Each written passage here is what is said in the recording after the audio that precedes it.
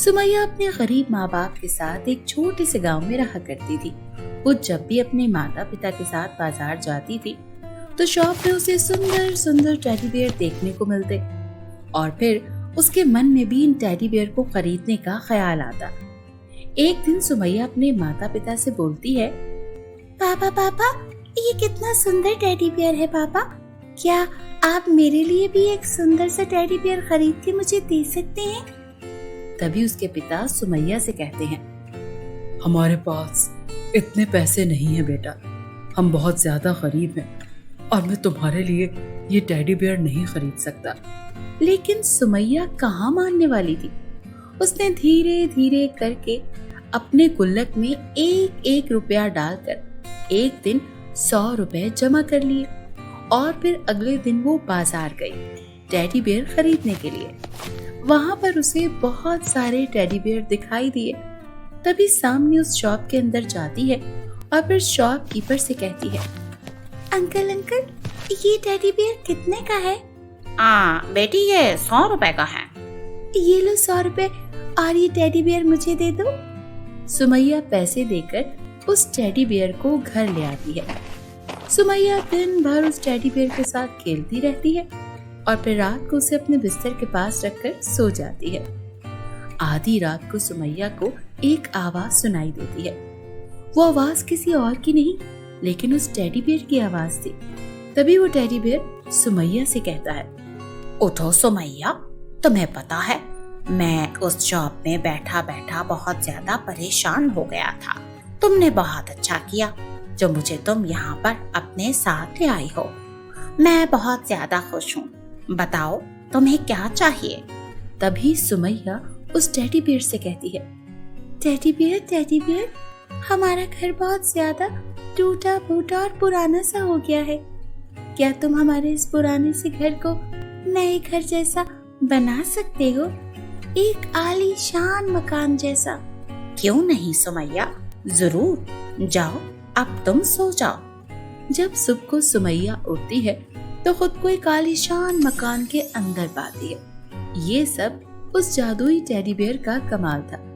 तभी सुमैया उस teddy bear को उठाकर अपने माता पिता के पास ले जाती है। सुमैया के माता पिता इतने बड़े घर को देखकर काफी ज्यादा हैरान थे, लेकिन वो मन ही मन में बहुत ज्यादा खुश भी थे। तभी सुमैया उन्हें बताती है कि ये सब उस जादुई टेडी बियर का कमाल है। फिर सुमैया अपने माता पिता को उस जादुई टेडी बियर के बारे में सारी बातें बताती है, जिसे सुनकर उसके माता पिता बहुत ज्यादा खुश होते हैं। सुमैया अब जब भी स्कूल जाती तो उस टेडी बियर को अपने साथ लेकर जाती।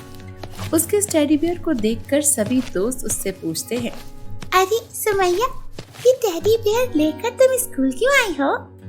ये टेडी बियर मुझे बहुत ज्यादा पसंद है दोस्तों, इसीलिए मैं इसे हमेशा अपने साथ रखती हूँ। स्कूल में जब भी टीचर सुमैया को पढ़ाती तो टेडी बियर अपने जादू से सुमैया को चॉकलेट बनाकर खिलाता था और जब भी कोई टीचर स्कूल में कोई टेस्ट लेता तो वो टेडी बियर उसकी मदद भी करता था।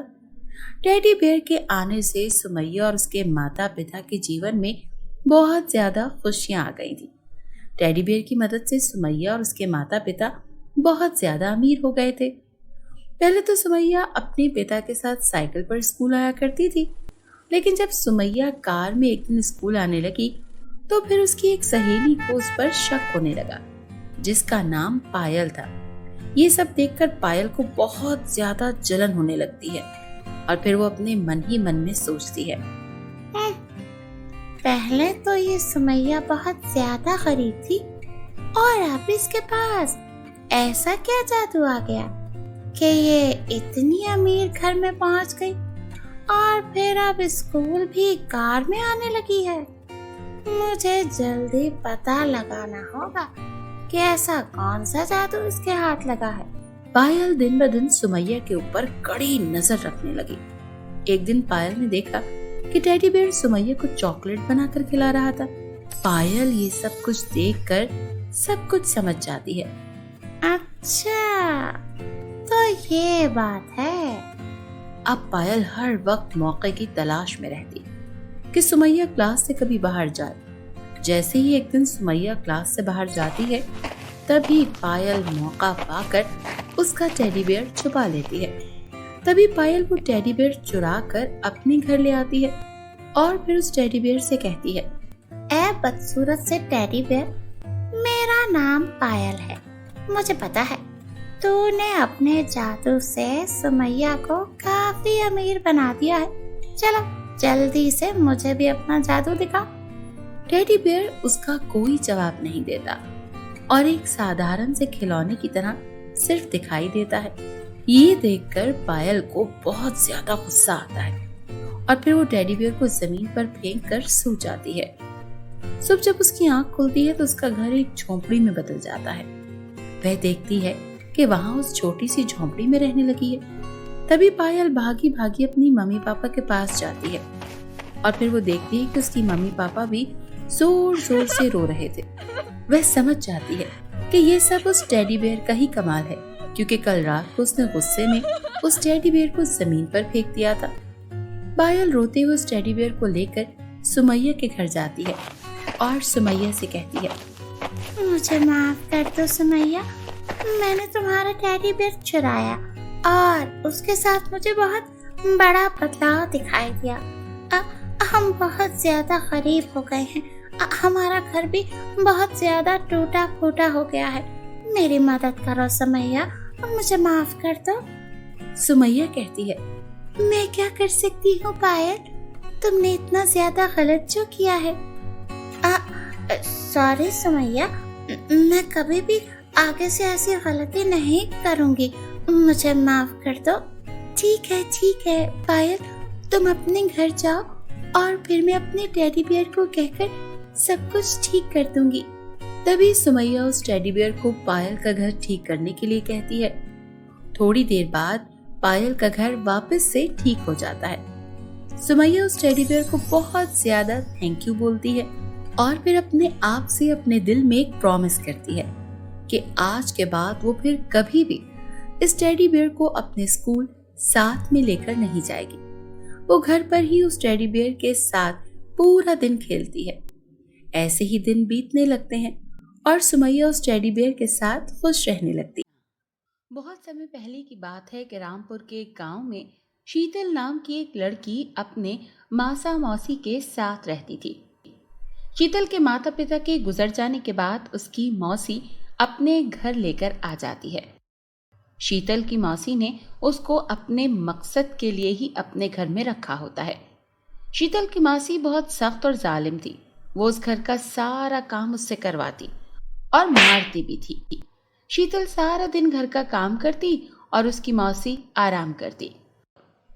मौसी बहुत ही गुस्सा करती है और शीतल को सिर्फ दिन में एक वक्त का खाना देती है और जब वो कुछ कहती तो उसको मारती।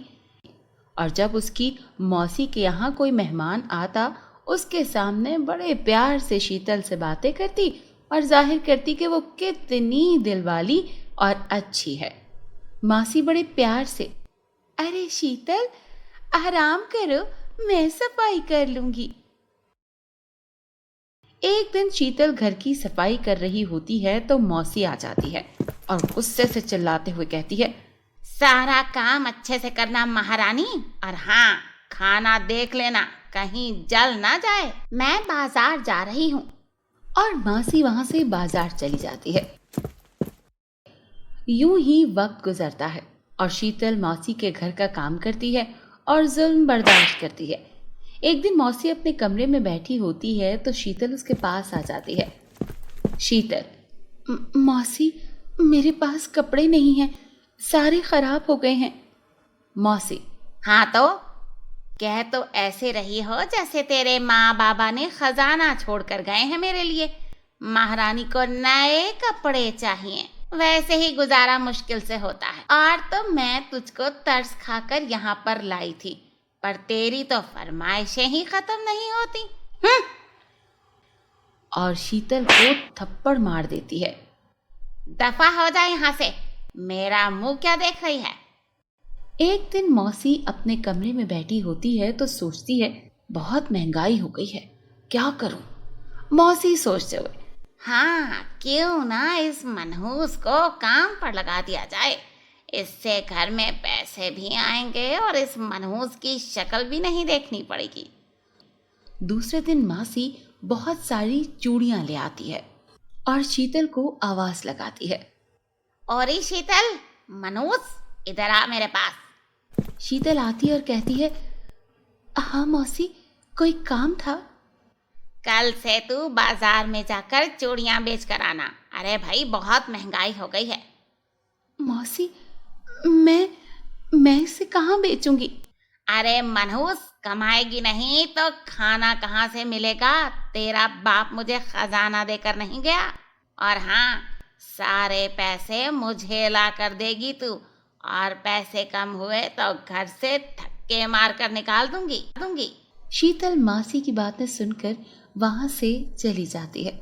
अगले दिन शीतल सुबह चूड़ियां बेचने निकल जाती है और शाम को थक हार कर घर वापस आती है और मौसी को सारे पैसे देती है।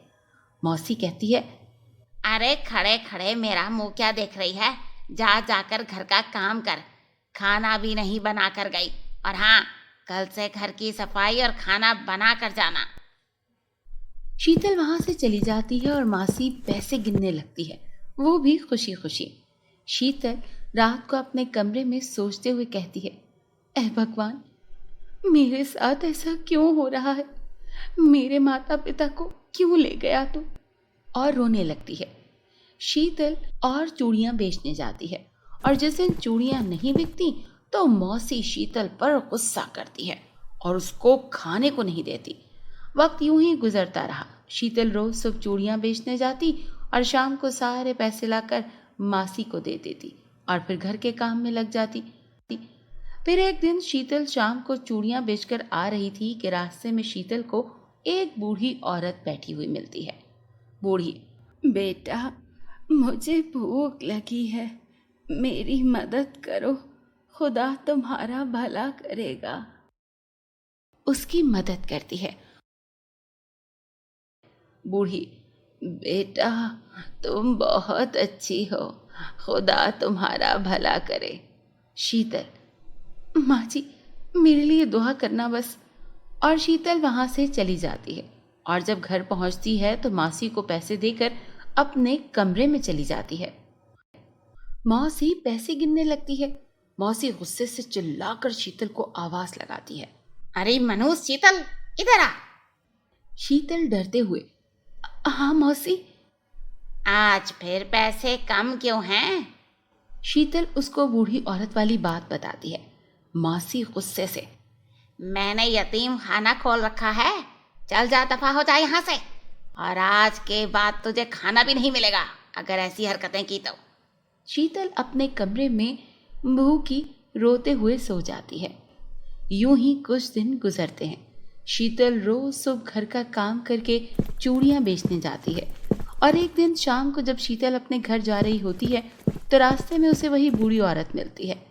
बूढ़ी औरत, बेटा, मेरी मदद करो, खुदा तुम्हारा भला करेगा। शीतल, मैं आपकी आज मदद नहीं कर सकती क्योंकि पैसे कम देने पर मौसी मुझे मारती है और खाना भी नहीं देती। ये कहकर शीतल रोने लगती है। ये औरत परी का रूप धार लेती है। शीतल घबराते हुए, आप कौन है? मुझे जाने दो प्लीज। परी शीतल से कहती है, घबराओ नहीं शीतल, मैं शबाना परी हूँ। शीतल डरते हुए, पर आप तो? परी, मैं लोगों को आजमाती हूँ, जो लोगों की मदद करते हैं, अच्छे दिल वाले होते हैं, मैं उनकी मदद करती हूँ और इनाम देती हूँ। शीतल रोते हुए, मैं आपकी मदद नहीं कर सकती, मेरी मौसी बहुत जालिम है, वो मुझे खाने को नहीं देगी और मारेगी भी। परी कहती है, आप डरो नहीं, कोई तुम्हें कुछ नहीं कहेगा, अब से तुम्हें कोई परेशानी नहीं होगी। फिर परी जादुई आईना शीतल को देती है। परी, शीतल, ये जादुई आईना है, तुम इससे जो भी फरमाइश करोगी वो इसको तुम्हें ला कर देगा, पर याद रखना, अगर किसी ने इसको तुमसे चुराने की कोशिश की तो ये आईना उसके साथ बहुत बुरा करेगा। शीतल, क्या ये आईना घर और पैसे भी देगा? परी, हाँ सब कुछ। फिर शीतल परी का शुक्रिया अदा करती है। शीतल, अच्छा शबाना परी, आपका बहुत बहुत शुक्रिया। और शीतल वहां से चली जाती है। दूसरी तरफ शीतल की मौसी शीतल के देर से आने पर गुस्से में होती है और कहती है, आ जाने दो इस मनहूस को, रोज देर से आती है, काम के बहाने बाहर जाकर बैठ जाती है। फिर शीतल जैसे ही घर में दाखिल होती है, मौसी गुस्से से चिल्लाते हुए, अरे कहाँ रह गई थी मनहूस, क्यों इतनी देर लगाती, घर का काम क्या तेरी माँ करेगी? शीतल, मौसी मैं मौसी शीतल को थप्पड़ मारती है और कहती है, दफा हो जा मनहूस, मेरे घर से निकल और कभी मुझे अपनी शक्ल मत दिखाना। और शीतल को अपने घर से निकाल देती है। शीतल रोते हुए मौसी के घर से चली जाती है और एक दरख्त के नीचे बैठकर रोने लगती है। रोते रोते शीतल को ख्याल आता है कि शबाना परी ने उसे एक जादुई आईना दिया था। उस आईने को निकाल कर कहती है, ए जादुई आईने, मुझे एक बड़ा घर, बहुत सारे पैसे दे दो। देखते ही देखते आईने से तेज रोशनी निकलती है और वहां एक आलीशान घर बन जाता है। शीतल आईने का शुक्रिया अदा करती है। ए जादुई आईने, बहुत बहुत शुक्रिया। और खुश खुश उस घर में चली जाती है। घर में दाखिल होती है तो सोने से भरा हुआ बॉक्स मिलता है। शीतल बहुत खुश हो जाती है। शीतल उन पैसों से लोगों की मदद करती है। गांव के सब लोग शीतल से बहुत खुश होते हैं। उधर एक दिन शीतल की मौसी के घर में अचानक आग लग जाती है और सारा घर तबाह हो जाता है। शीतल की मौसी बेयारो मददगार रोड पर भीख मांगने पर मजबूर हो जाती है।